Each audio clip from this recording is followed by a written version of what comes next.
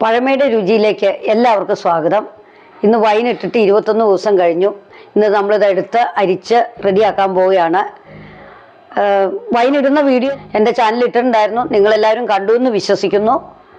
ഇല്ലാത്തവർക്ക് ഞാൻ അതിൻ്റെ ലിങ്ക് ഡിസ്ക്രിപ്ഷൻ ബോക്സിൽ ഇടുന്നുണ്ട്. നമുക്ക് ഇനി തുറന്ന് നോക്കാം. ഇത് ഞാൻ 3 ദിവസം കൂടുമ്പോൾ ഇളക്കി ഇട്ടിട്ടുണ്ടായിരുന്നു. അങ്ങനെ 21 ദിവസമായി.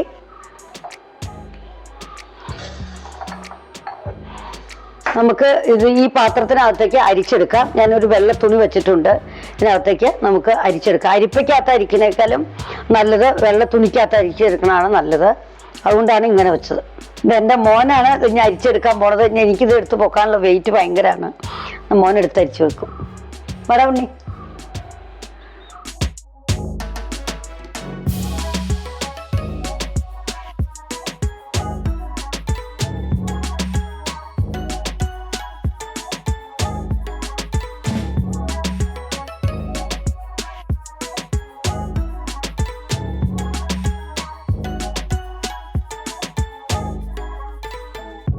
വൃത്തിയുള്ള നനവൊന്നും പാടില്ലാത്ത കൈകൊണ്ട് വേണം നന്നായിട്ട് ഞരടി. ഇതിൻ്റെ ജ്യൂസൊക്കെ നമ്മൾ മുഴുവനായിട്ട് അതിൻ്റെ സത്ത് കിട്ടാൻ വേണ്ടിയാണ് അങ്ങനെ ചെയ്യുന്നത്. ഇങ്ങനെ പിഴിഞ്ഞെടുക്കണം. ഇനി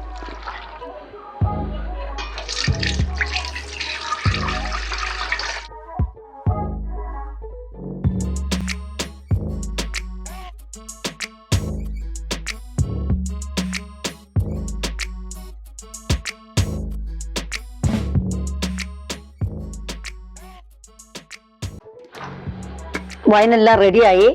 ഡ്രൈ ഫ്രൂട്ട്സ് എല്ലാം നന്നായിട്ട് ഞരടി എടുത്ത് അരിച്ചെടുത്ത് വെച്ചു. ഇനി നമുക്കിത് ബോട്ടിലിലേക്ക് ആക്കാം. ഇത്ര എനിക്ക് കിട്ടിയിട്ടുണ്ട്. ഇത് കുറഞ്ഞതൊരു 3 ലിറ്റർ ഉണ്ടെന്ന് തോന്നണം.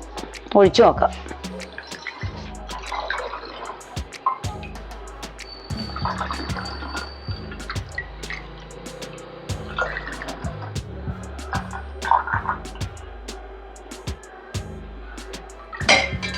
വൈൻ റെഡിയായി. നിങ്ങൾ ഇതുപോലെ ട്രൈ ചെയ്ത് നോക്കൂ. ഇത് വൈൻ ഇരിക്കുന്നിടത്തോളം അതിൻ്റെ വീര്യം കൂടി വരുവുള്ളൂ. അപ്പോൾ ഇപ്പം തന്നെ നമുക്ക് തീർക്കണ്ട. ഇത് കുറേ നാളുകളിരിക്കും. അപ്പോൾ ഇങ്ങനെ അതിൻ്റെ അടിയിൽ മട്ടും വരും. അപ്പോൾ അത് നമ്മൾ എടുത്ത് വെച്ചാൽ മതി.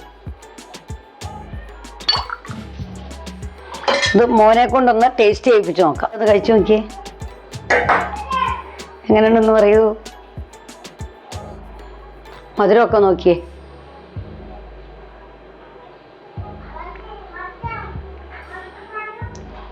മധുരമുണ്ടോ? നല്ല മധുരമുണ്ട്. വാ, വീര്യമുണ്ടോ? ഞാൻ ഒരു 1 300 പഞ്ചസാരയാണ് ഇട്ടത്. മധുരം കുറവ് വേണ്ടവർക്ക് എനിക്ക് 1 ഇട്ടാൽ മതി. മധുരം ഇത്തിരി എക്സ്ട്രാ വേണ്ടവർക്ക് ഒരു 1.5 കിലോ പഞ്ചസാര ഇടാം. നിങ്ങളും ഇതുപോലെ ഒരു വൈൻ ഉണ്ടാക്കി നോക്കൂ.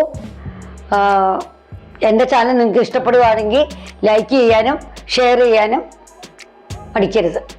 Okay, by.